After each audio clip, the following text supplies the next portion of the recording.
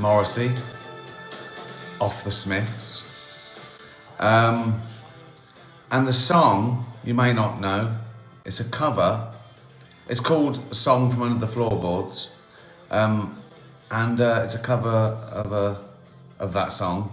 It's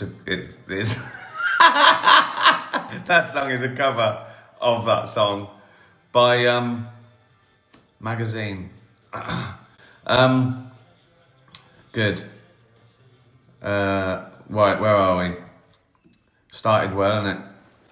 Look, I mean, I can't get over how red I am. I haven't even had a bath. I've had a shower because it's hot. But it is hot, so I'm allowed to be sort of fat and sweaty because I'm fat and I'm sweaty. Little bit of a tan, to be fair. I mean, I've been playing tennis, played a few games this week. Been on a bike ride, been on a bike ride every day when it's nice.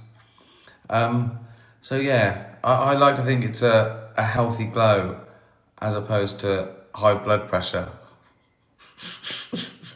Actually, my little Fitbit, when I'm doing more and more exercise, my range, my heartbeat range today was 52 to 154 or something. I worked out and stuff. And one day this week, it was 46 to 150 something. So my heart's pretty good. Everything else is fucked. That's alright, isn't it? That's the main one, isn't it? The heart, I suppose. Right. Questions. Are you going to work with David Earl again in a new drama / comedy? I am. I'm doing something with him at the moment. In fact, half the gang from Afterlife and Derek, I'm working with David Earl, Diane Morgan, Kerry Godliman, Tom Basden, Joe Hartley, who else? Andrew Brooks, Tony Way. They're all voices in a new animation I'm still working on for Netflix. I think I started on it. I found some of the original sketches I did from like September 2023, and it still won't be won't be finished for like half a year. It's mental. It takes so long. What are they doing? What are those 50 people doing? Colouring it in. Unbelievable. But it's good. It's different. I mean, same thing's going to happen. It's going to come out. Half people are going to love it. Half people are going to hate it. They're both going to tell me it's good. Ignore the ones that hate it. What can you do? You can't change it. Say thank you to the ones that love it. And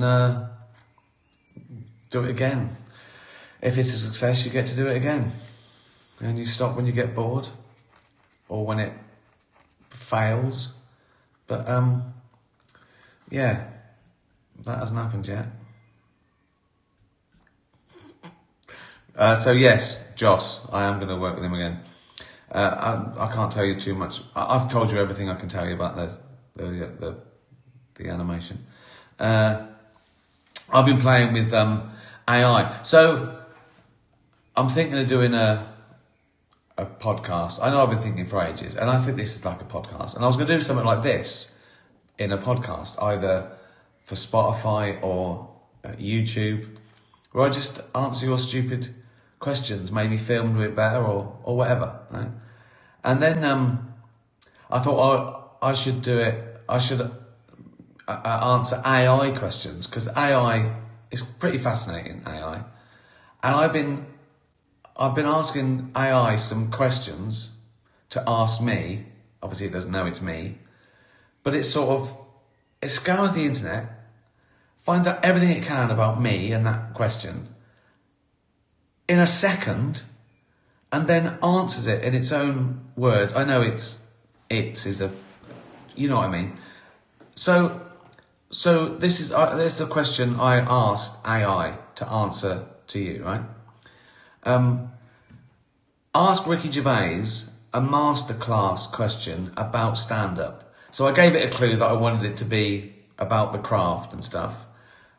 In 1 second, it asked me this question. How do you balance crafting provocative material that changes societal norms while ensuring the audience remains engaged and doesn't feel alienated, particularly when tackling sensitive topics? And then it explains why it's asked that question. It says, this question draws on Gervais's reputation for pushing boundaries with his humour, as seen in specials like Armageddon and Mortality, while inviting insight into his approach to audience connection and comedic delivery.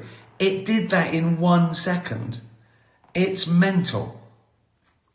I mean, I could answer it, but the important thing is, how good is that question? Very flattering too. Thanks, AI. It was Grok on Twitter, X. How do you balance crafting provocative material? I mean, yeah, I'd have to think about that. I think the quick question is, I like dealing with taboo subjects. You know that, because I think the audience is already tense, and I like going there. I like talking about things that some people are worried about or whatever.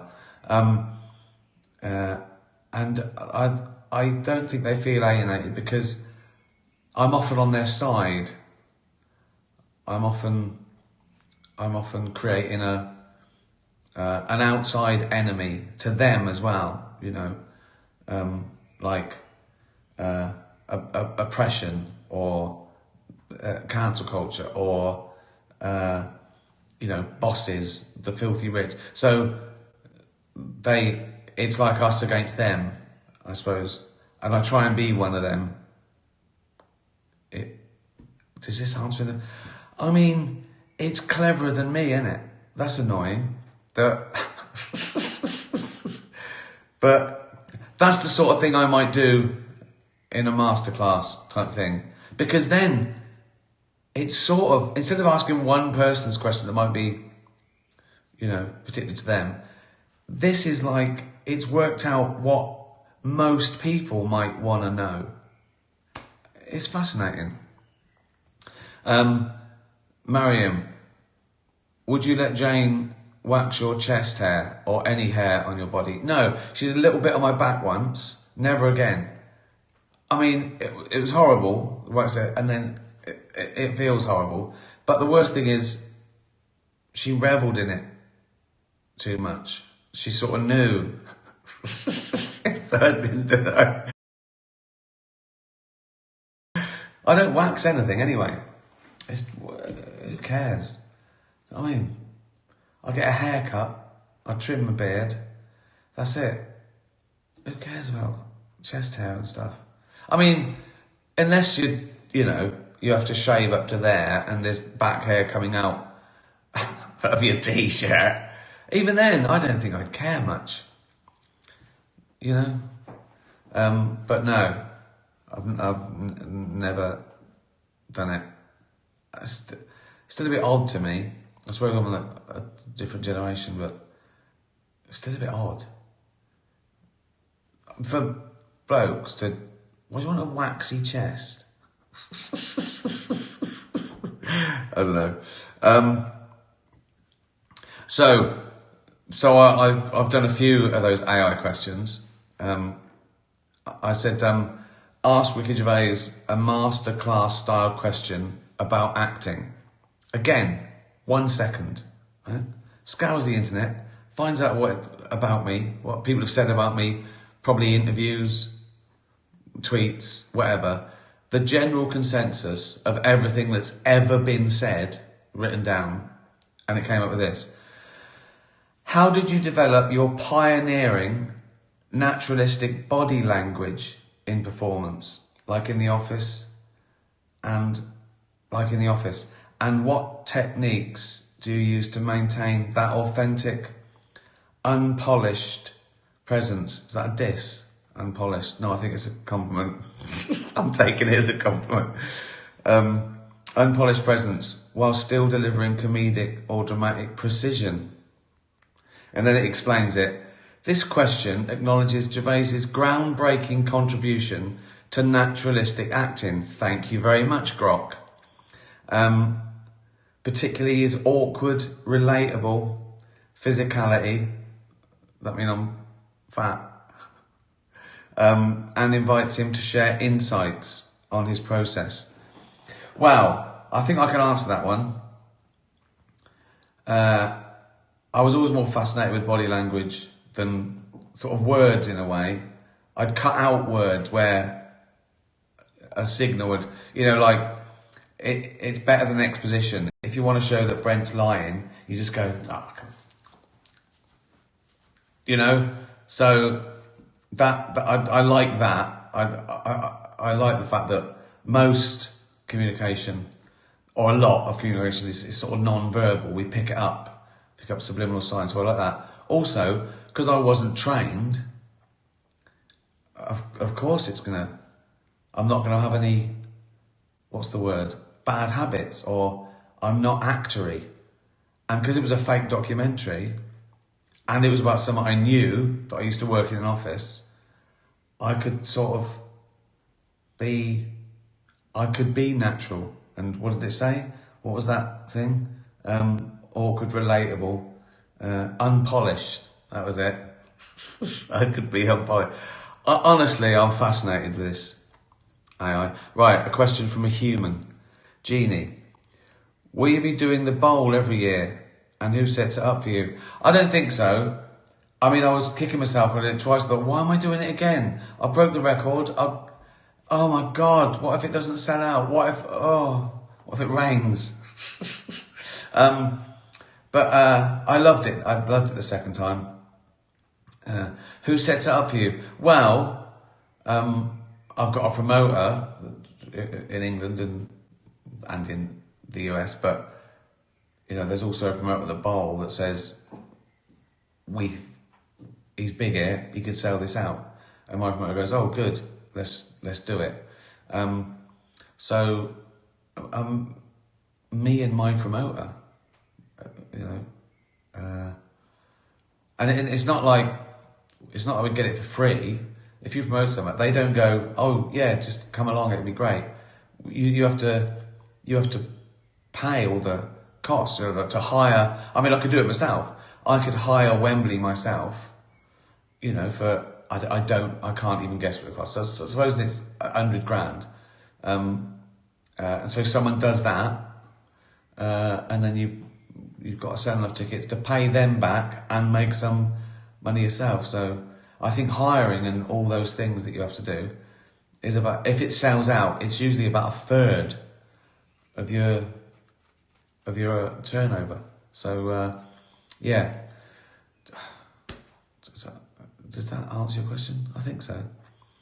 Right, who wants another AI question? I'm loving this. I love the fact that Grok knows everything about me. And he's very flattering as well, isn't he? He's nice. He's nice about me. And he doesn't know it's me that's asking the question either, does he? What if he did? What if someone else asked that and he went, he's a wanker?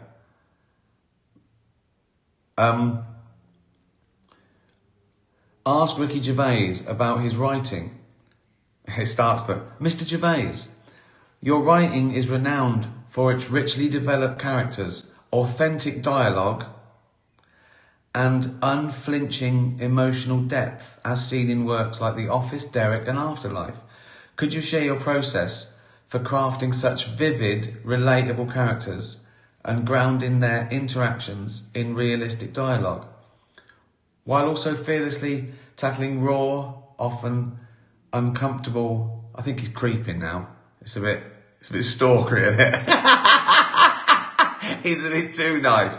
I think Grok fancies me. Uncomfortable emotional truths. How do you balance humour and heartbreak to create stories that resonate so deeply with audiences?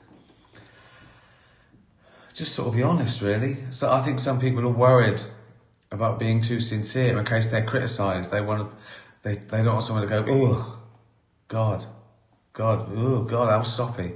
So I think that's one thing. Some people don't put that in comedy. Some people don't put romance in comedy because they just want it to be jokes or whatever. I remember people saying that about The Office, that, oh, there's a romance. But American sitcoms have always done that. They've always been rom-coms, most American things. There was always a love interest from everything. You know, Taxi, Cheers, Friends was a pure rom-com, wasn't it? It was 50-50 rom and com. So I just sort of ripped that off, really, a little bit. I like it. I like real emotions because, you know, it's hard. It's hard to come up with characters, and it's hard to write jokes, and it's hard to come up with plot. But a lot of people can do it, and they're really good at it. But some people, that's where you can shine, because most people, you can be braver. You don't have to be better than everyone else, but you can be braver than everyone else, or more sincere than everyone else, or go to places that most people don't go. So yeah, I mean, he's clever, but he's tough questions, aren't they? But very flattering. I love you, Grok. Oh, Gunner. It's a dog now. I've done human, robot, dog. Do quantum mechanical phenomena such as entanglement and superposition play any important part in the brain's function? And can it explain critical aspects of consciousness? Right. You thought you got me there, Gunnar, but I've got Grok on my side, and I asked Grok that question, and he gave me like 2 pages. But to sum it up for you, because you're a dog, he said no. He basically said there's no evidence that quantum mechanics, that they play a part in the brain's function or consciousness. He said a lot of shit I don't understand. And if I don't understand it, you don't understand it, because you're a small dog. I can't believe it. Right, okay, last AI question. Is this interesting? I said, ask Ricky Gervais about his directing. Mr. Gervais, formal. He'll start calling me Rick soon, I reckon. Mr. Gervais, in your work as director, particularly in projects like Afterlife, Derek and The Office, you've crafted deeply human stories that resonate through subtle character-driven performances rather than relying on flashy action or stunts. That's true. How do you approach directing actors to uncover authentic emotional meaning in a scene? And what specific techniques do you use to prioritise raw, truthful performances over more conventional cinematic spectacle? See, what's great about that is there is a big difference between filming like a big action film with the actors are more like props. They just have to do the lines, sort of. So there's no vulnerability. It's plot led, and there's a truck about to explode. You can't worry too much about nuance or fit. It's like they're doing it. It's task orientated. Whereas the stuff I do, it's all about humanity and people sitting down in a chair talking or whatever. How does it know that? I mean, I assume it's people have said it. It reads it, doesn't it? It doesn't understand what it's saying. But it's still pretty amazing that it can do that in 1 second. So how can I answer that? Well, I make my sets an actor's medium, not a cinematographer's medium. So like, if if the cameraman would say, "Oh, it'd be better if they came in that way and sat down," I go, no, you film what they do, because I want the actor to feel comfortable and sit in the chair like they would, because I like that realism.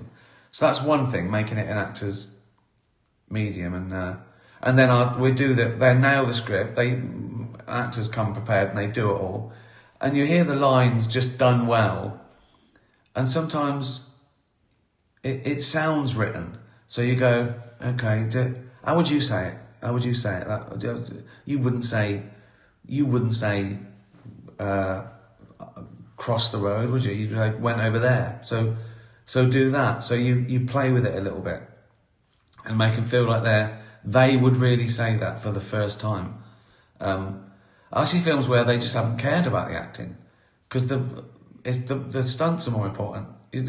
I know that someone was telling me they had to do some sort of helicopter crash, and they could afford 3 helicopters on this film, and the helicopter came down, smashed, went into flames, and then the first went, okay, see you all Monday, because they had to reset it. It's like you're there for watch the helicopter explode. We'll do that again in a couple of days. So it is very different. So I like the fact that on my sets, I don't do long days. I do like 9 to 3, but they're acting all the time. And in most sets, particularly films, particularly high budget films, particularly action films, you're sitting in your trailer you do 40 nowadays for a start, but you're sitting in your trailer for about 12. It's horrible. Anyway. Keena, when you get awards, how do these really make you feel? I joke about it, that I really love awards, and I'm arrogant when I get them. But I only sort of do that because I know it annoys people. That is the best thing about me winning an award these days. It annoys people. Listen, it's genuinely nice to be nominated. You know, if you're in a category of 4 other people in the world that year, brilliant. But it's not important. It's nice, but the main reason is it annoys people. I'm still winning awards. That's the truth. That is the truth. Louise, I'd like to ask you the writing process. This is a human, by the way. I'd like the writing process. What was like for your track Electricity? That's in David Brent Life on the Road. Did you absolutely know you nailed it? Were you excited to show Chris Martin? He did a little bit on it for me. He sang on it. How long did it take? Well, actually, so I wrote it for the film Life on the Road. It was going to end the film, right? A thing about the ending of the film. And then I thought, wouldn't it be funny to do that as like a bit of a duet, a little Easter egg with Chris Martin? And then I thought we could make it sound like a bit of a Coldplay song, as a sort of an in-joke. And then I actually put a reference to it in the script at the end of the film. So it evolved. And when I showed Chris the finished thing that he could sing on, he was laughing, he was blown away that it sounded so much like a Coldplay song. He says it sounds like all Coldplay songs put together. And Andy Burrows played the instruments and stuff. Well, I think he played them all. No, we did have other people, but he was the main man on the collaboration, and the rest of the band. Foregone conclusion. They're in the film, and they're the people that were in the band. So, Life on the Road, David Brent. Well, one more. Philly Ann, what person or celebrity attended your mortality tour and surprised you the most that they came to see you? Oh, I don't know. I've had a lot of big people.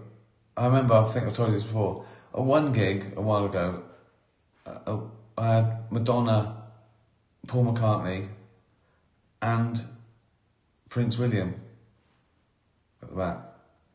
All got in free. So that's pretty cool, isn't it? At the Hollywood Bowl, there was a few. What happened there? It went mental. I don't know why. Was it Wi-Fi? Anyway, who surprised me? Yeah, Angelina Jolie was at the Hollywood Bowl. I don't know, not because I think it's odd that she would go and see comedy, but you sort of know nothing about her. I don't think I've ever seen anything she's in. She's like mega famous, but I don't think I've ever watched anything. I don't think I've ever heard her speak. So you sort of think, what? Did she like it? Did she laugh? Don't know. Well, that's about it. Thanks for tuning in. Load of bollocks, wasn't it? AI is soon going to take over humanity. Go along to see one of the Dutch Barn Spirit of Comedy shows if you get a chance. They're really good. We're trying to find, it's like, I don't know, what's it like? X Factor for new comedians. And it's going down a treat. It's great. It's going to be great. And the winner gets to support me at Wembley Arena. The tour's going great. All sold out. Thank you very much. What else? Buy a bottle of Dutch Barn. You don't even have to drink it. Just put it on the shelf. It looks nice, doesn't it? You can see it, look. Look. Oh, I'll show you this one. Look, that's the British raspberry. It's on Amazon for 25 quid. So yeah, I'm thinking of doing like a podcast where it's me answering your questions about different things, about all the things I've done, and would I rather have tentacles for legs or lobster claws for arms, all that shit. Would it be the first one where I answer questions for AI? Like all the questions were asked. Someone will do it now.